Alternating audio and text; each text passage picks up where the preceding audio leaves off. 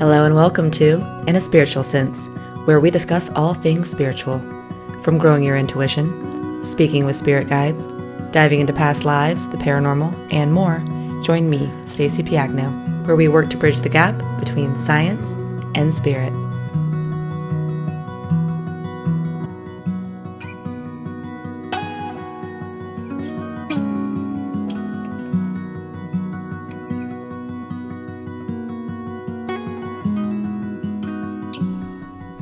Hello and welcome back to In a Spiritual Sense. I'm your host, Stacey Piagno, and I'm excited to get into some cool stuff today. Now, for those of you who listened to last week's episode, is life always working for us? You heard me share about a recent situation I had been going through that was very challenging. I lost a lot of work from my business, and it was a very difficult time for me at home. And in all honesty, one of the biggest game changers for me was getting in touch with my subconscious to help me move through this phase. So today we're diving back internally to talk about the importance of our subconscious and our higher selves. You know, if there's one thing I've learned over the past year, it's that I'm really into the mysticism of life, but I'm also really into science and energy. And together, what a beautiful balance of masculine and feminine. With all the work that I've been doing, I have found that once we're able to understand the blended teachings of both the mind and the heart, the science and the spirit, life concepts become much clearer. Because after all, life itself is the perfect blend of both masculine and feminine. And no matter your belief, at our core, we are all mystics. And as mystics, once we learn the power within us, we can then learn how to manipulate life. However, in order to do this, we must first become aware and learn about the tools we have access to. And one of the master tools and teachers each and every one of us hold is our subconscious. You know, a lot of times we think about the subconscious as something that's secondary, a backup system within us. But in reality, it is the subconscious that feels more like the conscious if we are able to tap into it. The subconscious is what runs everything. So to be aware of our subconscious in return makes us more conscious about life. So with that, today is going to be a little more heavily based on dreaming within the subconscious, because that just so happens to be one of my strengths. But I'm telling you, it all goes together. And whether it be dreaming, meditating, hypnosis, journaling, channeling, or any other way we can access and communicate with spirit, what we talk about today can apply to it all. And I will mention real quick, if you have not listened to the first 3 episodes of season 1, definitely go back and do so. They are all about communicating with spirit, and I really break down more of the how. And so today we'll go hand in hand with those conversations. But if you feel like you're wanting more of the how after listening to today's episode, I highly suggest going back for a bit of that. So it's been about 2 to 3 years since I now dedicated a portion of my life to dream work and playing with the alchemy of my subconscious. And I will actually be having classes coming out soon, so please stay on the lookout for that. I'm going to be hosting dream circles, and they're going to be really small personal groups where I teach a little and then release us to all share and interpret our dreams and subconscious together. And if you're interested but worried that you do not dream or you have a hard time recalling your dreams, we will work on that specifically, and I will give a lot of guidance for this specific topic. So I really foresee it being such a great community for anyone who sounds interested. So that is the near future. Keep an eye out for upcoming dates. For now, though, I thought it would be really cool to share with you guys what was going on internally for me during this time of crisis, which again, we went through on last week's episode. And it was really beautiful how the communication with my higher self strengthened during this time, and how I was able to decode all of these messages that were just rushing in. Because decoding is going to be a big part of communicating with your subconscious, or again, your higher self. Now, as you've heard me talk about in the past, spirit does not speak the same way we humans speak. And there's a different approach that we need to take when receiving information by first understanding how we individually think. So in the beginning, there's a lot of reflection that has to be done and a lot of metacognition, which is when you're thinking about what you're thinking about. So we have to become active thinkers of how our mind runs, and in return, this is going to help us receive messages and guidance. It's also going to be very important that you understand your own individual learning style. So what ways you learn best? For example, are you more auditory, visual? Are you a kinesthetic learner, etc.? And we're going to get more into this, but basically in the spiritual world, your learning style is more or less linked to your clairsenses. And we have a previous episode on that for those who are interested. But you see, when something enters your thoughts or your dreams or your mind in the meditative state, if you take a moment to think about why you're thinking about that, or why you're having the thoughts that you're having. This is when things open up. It's literally just awareness. That's how you tap in.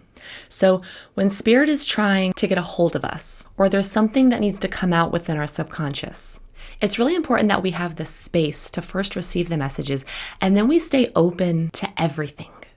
With that, I will touch on one thing really quickly. When I say be open to everything, I can hear some of you saying, I'm not going to stay open to everything. There's dense energy out there. I don't know what I'm going to see or feel or experience. Maybe I don't want to be open to everything. Well, first let me go back and refine being open to everything within yourself. I'm not an expert on all other types of external energies, but what I am familiar with is when we think we are receiving guidance and then we dismiss it because, it's probably nothing, or because we think we are imagining it. So that's really what I mean when I say stay open to everything. And also, since I kind of brought it up, I will add, when you're communicating with spirit, it's important to understand what your intention is. Again, you've heard me talk about this before. Our intention is our power. Actually, I will recommend that you always set an intention, especially if you don't want to get into any of that exterior energy. Just make that clear. If you're not looking to receive any external energy, you're not going to receive that. Sit strongly in your sense of self and just proclaim what your expectations are. And yes, I hear and know people who are mediums, and they are very sensitive to grounded spirits, and they get all kinds of stuff coming in. And sometimes they have a hard time turning that off. But today, what we're really talking about is getting into our internal spirit, getting into our mind, our heart, and we're using it in a loving way for guidance. So with that, take time to have moments before you go to bed or before you meditate, or even when you leave the house, where you take a few breaths, visualize, and set an intention. There's so many routines you can come up with for yourself as you practice this. And honestly, it's something I would do daily, even if you aren't doing subconscious work. But definitely when you are going internally or playing with spirit, I have found that trusting in my intention is my protection. Seriously, not wishy-washy, but pure trust and confidence in your sense of self and in your light or in any other light that's guiding you. And to me, that always comforts me. Because when we live with pure intentions, we will attract more pure intentions towards us. And this has a lot to do with our mindset. When our mindset is pure and strong, there's nothing of opposing force that can penetrate us. It's science. Our energy is magnetizing, and your purest intentions, it can't be faked, is what will be attracted, period. So, whether you're struggling and need guidance, or just want to play, it is important to understand the metaphorical communication that takes place. Spirit, as well as our higher selves, speaks to us with symbols, metaphors, thoughts, smells, anything from our senses. I get a lot of communication through visuals because I'm an artist and that's just the way I think. Obviously, that's why dreaming works so well for me. But I also get a lot of communication through movement because I'm also a very kinesthetic learner. I often have to do something in order to learn it. I move my body a lot. I talk with my hands. And sometimes I notice my body starts moving and shifting depending on what kind of energy I'm tapping into. And so I know I've said this 1,000 times, but to begin with, this is one reason why it's important to spend time in silence and shut off our mental side. Because if we can do that, we will start to pick up on these subtleties. Everything starts subtle. And the more in tune you are, the louder it gets. So, story time. I want to share with you how my subconscious has most recently impacted my life. Again, through dreaming, but if you want to hear some more examples that aren't specifically tied to dreaming, go check out some older episodes. There's tons of great ones. But what I'll start out with is the fact that our subconscious knows things that our conscious mind does not always pick up on. And I have learned this through the amount of dreams I've had that gave me guidance before I even knew I needed it. Like, hey, this is about to happen to you. And sometimes you can prevent that thing from happening through your awareness of it. However, if you don't regularly work with your subconscious, it may be more common that we don't really understand the dream or the message. And then shit hits the fan. Now, because I'm a nerd and I've been filing my dreams away each month, I have been able to go back and look at them and see, this was in fact about to happen, but I wasn't aware of the communication. And then when it did happen, this is how I reacted. And now that I'm more aware of my subconscious, the next time I receive guidance, I will better understand the message and be better able to redirect myself or better brace myself for the future. And so this is literally the cycle of what's been happening. And with this newfound awareness, it's as if I am now waking up daily, either having received guidance on something I needed help with, or I start to receive advice on the type of energy that will soon trickle into my life. Therefore, I am more prepared for it as it enters, and I do have the answers to situations and feelings that are going on within me. And who doesn't want that kind of help? So I have an example of this I want to share a week before my crisis hit. And one thing that's interesting and sometimes confusing is how when we learn to pick up messages, it can sometimes take some time to determine whether they are literal or symbolic. Today I will have examples of both with the stories that I share, but I think it's important to stay open to the idea that guidance can come through in either way, and it's just going to take time to individually figure out how it works for them. I will say in my experience, about 85% of the time, communication is usually symbolic. But it's also something that I'm still learning about, and probably always will be, because that's just part of the magic. And because spirit communicates telepathically through symbols and senses, there will always be that sense of, what does this mean? Or, is that actually going to happen? And I think the best advice for this is to just stay open to either and continue getting to know your subconscious. So, mind you, I record my dreams nightly, and there's usually more than one dream. So I'm obviously not going to share them all, but the first couple I had in regards to this big shift I was about to go through happened at least a week before everything hit the fan. So I'm going to first tell you the overall messages I received, and then I'll go into how I was able to interpret these messages. So the first couple of nights, I started to receive guidance telling me I was going to have to wait for opportunities. Be patient. There was going to be a conflict with my magic, some kind of mistrust, and I was going to be mentally caught up in something from my work due to me needing to have control. Pretty explicit advice. So what went down in my dream state, which again could have easily been disregarded as just a dream, was as follows. And I'll give you the cliff notes. First, I had a dream where I was at the garden center waiting for it to open. It ended up I was there too early. It was the morning and I had an empty shopping cart and I'm waiting by the front door. Interpretation, I need to wait, show patience. The garden center, which houses plants, is all about growth. My cart is empty, meaning I need to fill it up, and waiting is part of my growth. Once I show patience, I will then be able to fill up my cart. The dream continues, and a family friend of mine who was actually my realtor in real life shows up. And when I ask my subconscious, why did I dream of her? The answer is because she was the one that helped me find my home. So whatever she is tied to in the dream is about me finding my inner home. So she's in the plant shop with me and her kids, and they are running around and they're playing games, trying to talk to spirit using symbols, which shows me I need to make sure that I am having fun and staying connected to spirit while I am on hold during this time of patience, right? Because that's how I stay centered. That's how I find my home, by staying lighthearted and playful and keeping in contact with spirit.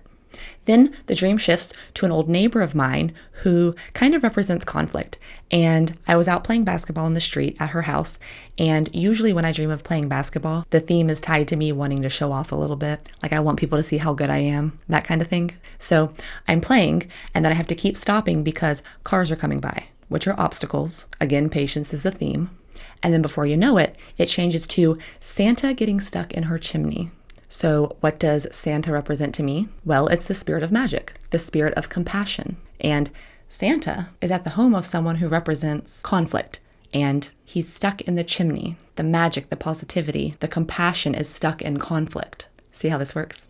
And then there was something about some video footage of a man who I know in real life and I don't really trust. And in the dream, I was watching this video footage that was showing different angles of this man.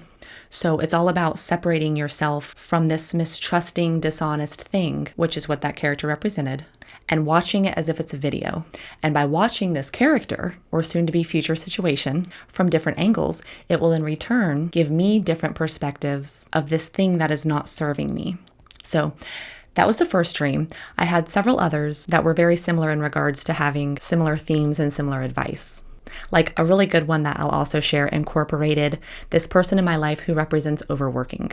Like just a workaholic and really good at it, but subconsciously to me, he represents never stopping, always on to the next task, that kind of character, which mind you is something I can be guilty of. So this character in the next dream was a captain of a little ship I was on, meaning the workaholic is in control, it's steering me, okay? And while we were on this ship, which deals with the element of water, so emotions are at play, pirates came and started to invade us. So there's some kind of invasion happening that's not good. And this workaholic person was making me tie up two other characters, one of which was the child of this person. Sorry, I don't want to say names. So the workaholic is having me tie up his child along with another character who to me is very carefree and easygoing. So literally the message is, due to the invasion that took place, my inner workaholic is steering me. My mental side wants to be in charge. I have to be in control, and it's making me tie up my inner child and my carefree self.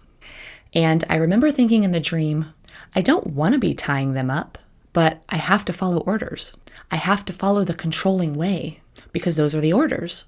And I felt very stuck in the middle of all of this. And side note, I used to ask myself all the time, why does my subconscious show other characters to represent different parts of myself? Like, why can't it just show me acting all this out? What's the point of having all the different characters? And the reasoning, I believe, that these dreams are sometimes so cryptic is to, one, get our attention, and two, when we are separate from the characters, it appears as more of a movie. And I think this is beneficial because it's easier to sometimes see or critique or understand a situation that we are not a part of. So even though, yes, I did have a part in this dream as myself, when my emotions or feelings are personified, it helps me deepen my understanding of what is actually happening within myself. It's easier for me to pick up on a theme when I can watch others performing it. So hopefully that makes sense. I think that's very important to understand. So back to it. There's an invasion, and my inner workaholic is taking charge and tying up my inner child and my carefree self. After this, I woke up with a random song in my head, which always pay attention to, whether it's the artist or the title or the lyrics. I promise there will be a message in that. This happens like every few nights for me, and I've even tested it with friends and families. It's legit. So the song that was in my head during this time was all about being sick, and it was about betrayal and getting taken advantage of and focusing on the wrong thing. So with all of this already, you would be blind if you didn't see a very strong theme and message coming my way. But again, I was receiving this before anything irregular happened. And that's just the problem. We're not actively taught how to interpret our dreams or access our subconscious. And so this is the kind of guidance that is running in the back constantly. And if we're not conscious of it, it will very quickly pass us by. And then we'll start praying and asking for guidance, or we'll start getting frustrated and lost, and Spirit is trying to help, but we're not in tune with it. Again, this is why we want to stay connected. This is why we want to spend time in silence, so we can be conscious receivers. Also, I'm not sure if I mentioned last week, but during this time, in addition to my dreams, I was receiving lots of downloads in my day-to-day about how people can and should move through crisis. I would meditate and start journaling beautiful advice on how to move through pain. Many of these messages I probably started putting out on social media, so you've probably seen them. But my subconscious, my guides, my higher self, whoever and whatever was channeling this theme through me during this time. And then the night of the summer solstice, oh, the nightmare I had. I actually had to wake up in sage at like 4 a.m. because I was just so spooked. And it's been a long time since a scary dream has spooked me because I'm so used to interpreting bad dreams. They really just don't scare me anymore. But this one got my attention. And as I believe and as I've taught, that is why we have nightmares. They are a tool our subconscious will use to get our attention. So apparently I needed to be shaken up. And the one thing that has always scared me most is the one scary movie that I actually watched 15 years ago about strangers in the woods. It was called Strangers, for those of you who have seen it. And yeah, that's what my subconscious used to wake me up. So the dream took place in a cabin in the woods at night. The perfect setting. But it actually started really beautifully.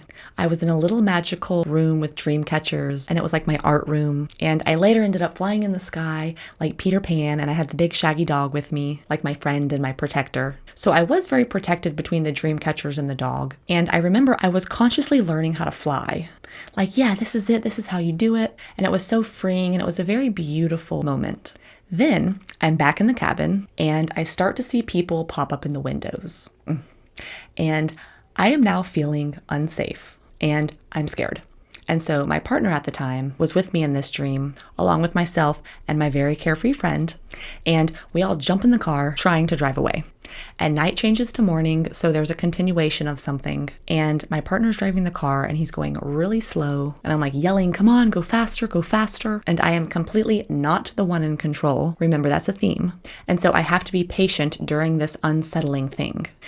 And so next, one of the scary guys is now following us, and we pull over under a big water tower, representing emotions, because again, water, stored emotions specifically, because the water is being stored. And we are right in front of a train track, so we had not yet crossed on the other side of comfort. Trains and tracks can represent anything from a journey to progress to carrying baggage. And this dream was unfortunately very prophetic in a few more ways than I care to discuss today. I'll just say, I have made some big, painful changes in my life, not only with the loss of my work and the invasion of privacy, but I have had to do a complete 180 in regards to my foundation. And seriously, in addition to this, I had even more dreams leading up to the night when I lost part of my business and this whole crisis hit. And after the shock of it all, and after I turned back to dissect all my dreams, I truly started to understand what was happening. And again, I talked about it last week, but it ended up being such an inspiring time for me. Such a big awakening that opened me up into an even more intentional, conscious state. And I'm still living in this new intentional, conscious state because I have been able to do all of this internal work and connect with the purpose of it all. And I have had such guidance through it. So this is why we do shadow work. And what I mean by shadow work is just subconscious work. This is why you want to access your subconscious. Again, in whatever way works for you. Maybe it's simply just journaling how you feel and what's going on. I highly recommend meditating. Write down your dreams. Do the work. Spend time alone. These are just some simple examples among many of the power we have access to. And to further support the why of regularly accessing your subconscious, once you start to pick up on these themes going on within yourself and you bring awareness to them, you will begin seeing situations that happen in your day-to-day, and you will be able to consciously maneuver through them. You will begin to have more control of the outcome. So something that would have used to have been a major conflict will now happen, and you will be aware of it happening right in front of you. And you will start to create more space from these situations, which will allow you to think before you react, or understand why this situation is unfolding as it's unfolding. So, getting back to the interpretation, you can see some of these dreams kind of turned out literal, like the one in the cabins when there was something dark invading me. I mean, I literally lost my work shortly after that dream, and it was from physical people doing this. And then 80 to 90% of everything else ends up being somewhat symbolic, which again is usually the case. But this whole period of time just furthered my understanding of how dreaming parallels us in the conscious state. Because whatever we're learning or needing to learn is going to stem from the unconscious.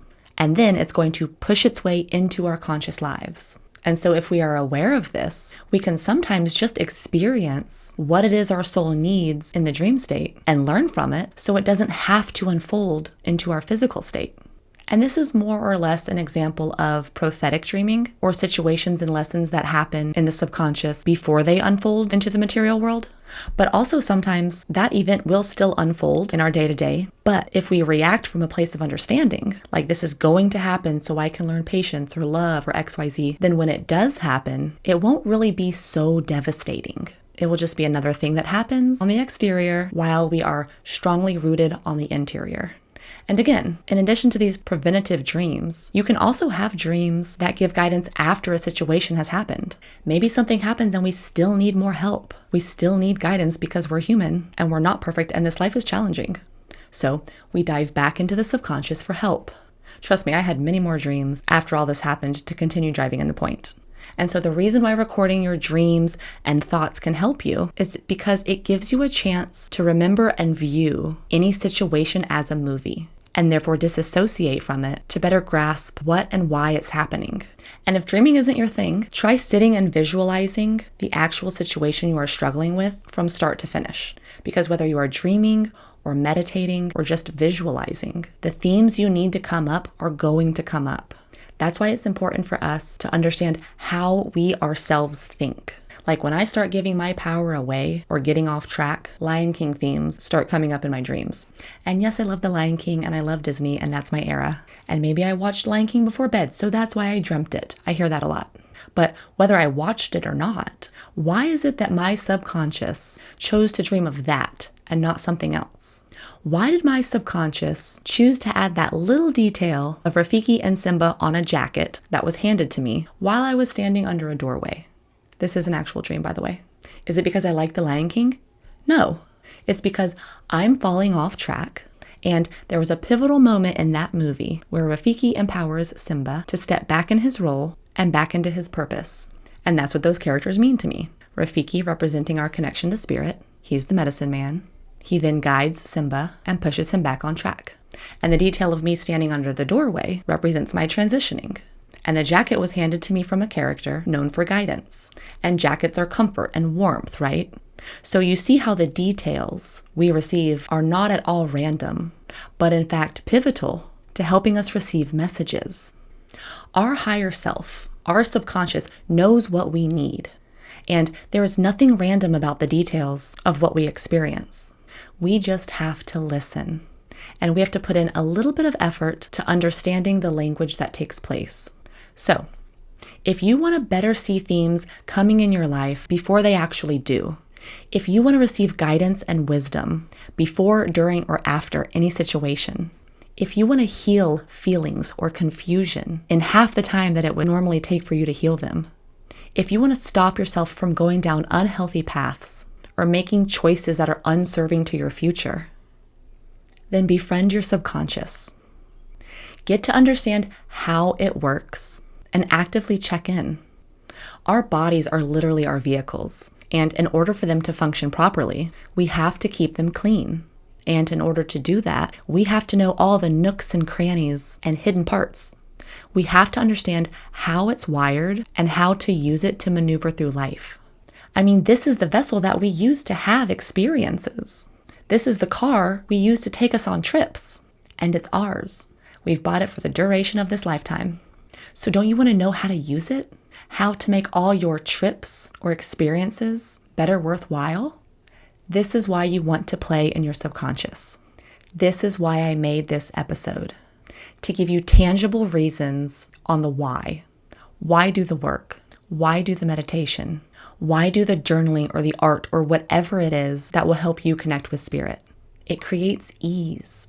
It creates flow, understanding. And your ride will be much more pleasant if you are the one actually driving.